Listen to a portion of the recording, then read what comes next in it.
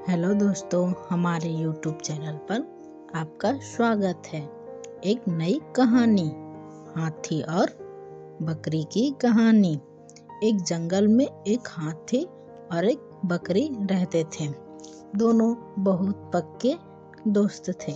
दोनों साथ में मिलकर हर दिन खाने की तलाश करते और साथ में ही खाते थे। एक दिन दोनों खाने की तलाश में अपने जंगल से बहुत दूर निकल गए। वहां उन्हें एक तालाब दिखाई दिया। उसी तालाब के किनारे एक बेर का पेड़ था।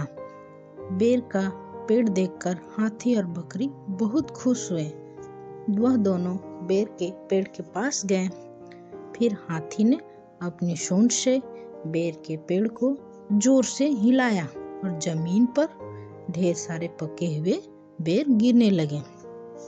बकरी जल्दी जल्दी गिरे हुए बेरों को इकट्ठा करने लगी। संयोगवश उसी बेर के पेड़ पर एक चिड़िया का घोंसला भी था, जिसमें चिड़िया का एक बच्चा सो रहा था और चिड़िया दाने की खोज में कहीं गई हुई थी। बेर का पेड़ जोर से हिलने के कारण चिड़िया का बच्चा घोंसले से बाहर तालाब में गिर पड़ा और डूबने लगा।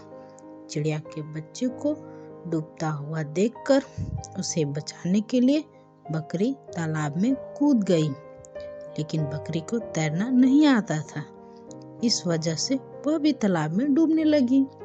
बकरी को डूबता हुआ देखकर हाथी भी तालाब में कूद गया और उसने चिड़िया के बच्चे और बकरी दोनों को डूबने से बचा लिया। इतने में चिड़िया भी वहां पर आ गई और वह अपने बच्चे को सही सलामत देखकर बहुत खुश हुई। उसने हाथी और बकरी को इसी तालाब और बेर के पेड़ के पास रहने के लिए कहा। तब से हाथी और बकरी भी चिड़िया के साथ उस बेर के पेड़ के नीचे रहने लगे। कुछ ही दिनों में चिड़िया का बच्चा बड़ा हो गया।